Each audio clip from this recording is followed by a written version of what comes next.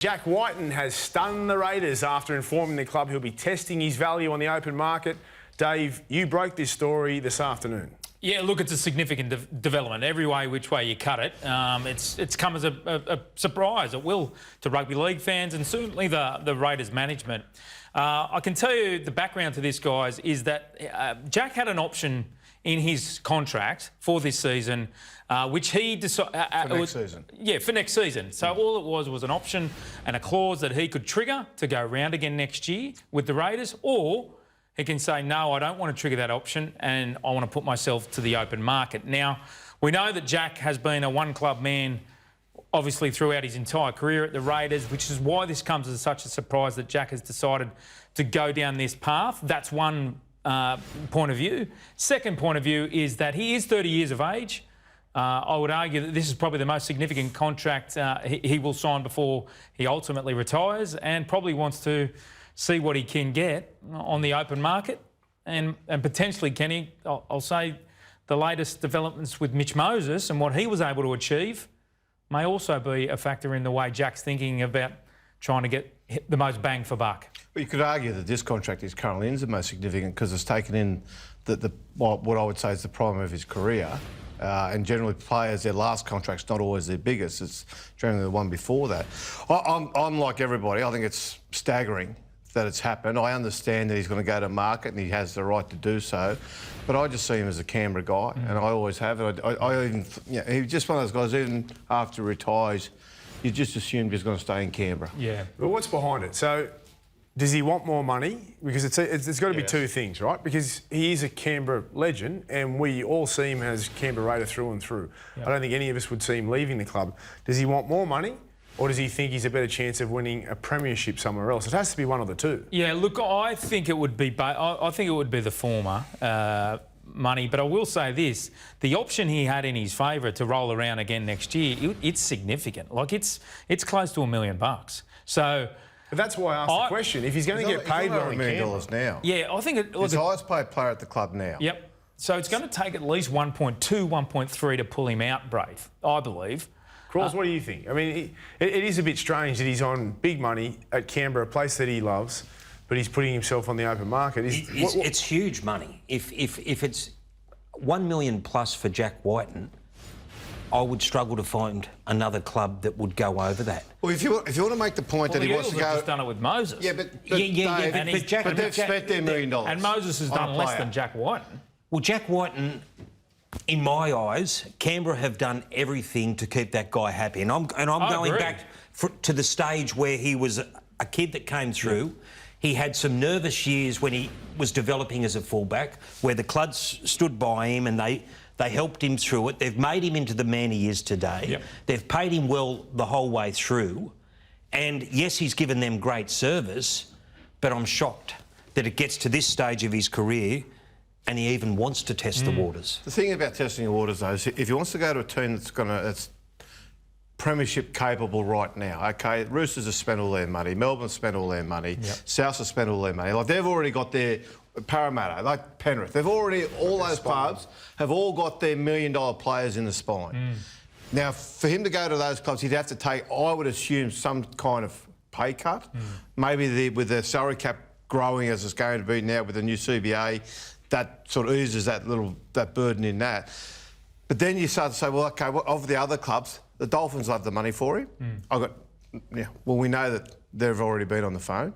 West Tigers, God's little champions. Go the Tigers. They think they're a chance to get James Hoopers broke the story this afternoon. The Dolphins are interested. Jack Wighton speaks with Dolphins over bombshell move to become marquee men. We know the Dolphins made a lot of players last year. The start of the season has been sensational. Add Jack Wighton to that team. Where you would put him, I'm not sure, but they're going to be in the hunt. So there's one. There's one that we know of that's going to make a play. Well, that's the other thing, though. You look at the Dolphins' spine, who are all, you could argue, paying, playing above their pay scale at the moment. And where are they going to be in another year's time or 2 years' time? So that's a funny one. Look, I totally understand Jack Wighton going out to market. I just don't see where he ends up. Yeah, look, if I'm backing a horse, I'm still going to back the Raiders to keep him. Does he tarnish himself there, though? I don't necessarily. He's within With his. fans? He's within his rights. But fans don't see that within your rights. Well, he is. They'll be that's annoyed fact. that he's going to market that after everything the club's done for him for 14 years. Mitchell Moses last week, mate, all's forgiven. What One about field his goal. relationship with Ricky? him and Ricky are renowned, the father-son sort of relationship. Like they're Ricky like teared this. up when he played his 200th game and he Great presented the jersey. Yeah. So what happens to that And relationship? Braith, I've got to be. This must be said. The last couple of weeks, I've been looking into this story, and all the feedback has been how happy Jack is currently working with Ricky, and as you said, how tight their relationship. I think that's completely not even part of the fact there. I think again, What do you 30 mean years by- of age, trying to see what he's worth on the up. Whether you want it to be part of it or not, if he's a Raiders legend who the club has looked after and he's best mates with the coach, but then puts himself on the open market, I'll give you a conspiracy theory. That will impact their relationship. That will impact his relationship with the club and Ricky. It will Not if he somewhat. stays. Well, of course not. If The he stays. conspiracy theory, though, is that this has just been reverse engineered and that the Dolphins are still trying to get their marquee man. He's got to round 10 before he's actually allowed to negotiate. Now, if the Dolphins have made, and I'm not suggesting they would, but if someone on their behalf made a sneaky little call and said, mate, we would be interested, so don't go activating that clause before round 10 because after round 10 we can talk to you. There's every chance something like that could happen in this rugby league world. Are you naive enough to think that this just happened overnight? Like, we've known Jack Wighton had an option in his contract He's not allowed since to last negotiate year. until after round 10. Round 10. After round 10. After round 10. But clubs, are they allowed to test the waters, talk to his manager? Yeah, absolutely. Other clubs can meet with Jack. This would be months in the making. Other clubs is can what meet I'm with a saying. player. Both, you can talk to a player, have negotiation. You just can't submit a final offer. Yeah. Like if Peter O'Sullivan wouldn't have got out of bed on Sunday morning and said, you know what, I might give Jack a call. Yeah. Like, this would have been months in the making if the Dolphins have now confirmed their interest in Jack Wighton. Well, Jack Wighton was asked about his future after the Raiders' round 3 win over the Sharks. His reply raised more questions than answers. Jack, here's the tricky question. Clearly the family looks delighted to be in Canberra. When might you decide about taking up your player option for 2024? That'll be a conversation between me and my partner, and as you said, I've been very loyal to this club and they've given me nearly everything in life, and I'm always honoured by that. But the future, I just don't know you to. Is there a deadline, mate? Do you have to get it done by a certain time? I don't know. My manager knows that one. I just focus on playing footy week to week, mate. You could see an element of doubt in Jack's response. The old speak to my manager, which is quite common. We hear that every week, and fair enough, because that's their job.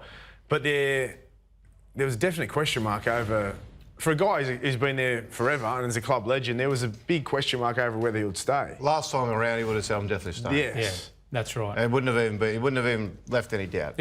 Another key factor, guys, is the position that Jack plays. Obviously, playing 5'8" with the Raiders. Now, there would be some appeal from other clubs to potentially see Jack as a centre, but that's not going to work in Jack's favour because centres aren't getting paid what 5'8" are getting paid. So, And he wants to play 5'8", I'm assuming.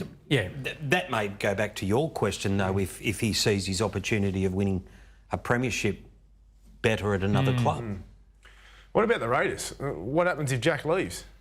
Well, if what you say is correct, he's got $1 million to spend or $1 million plus to spend. There's not a lot of players on the market in the halves at the moment to just go and buy, whether you've got the million or not. It leaves them in quite the hole. Because they're not going too good at the moment themselves. No, that's true. But Jack had a shocker on the weekend. Yeah. You've got to wonder if this was playing on his mind then. The market's very fluid. Conversations seem to happen. When Friends of friends talk to people. Exactly, and when friends know that a club's got $1 million to spend, the phone starts ringing. It sure does.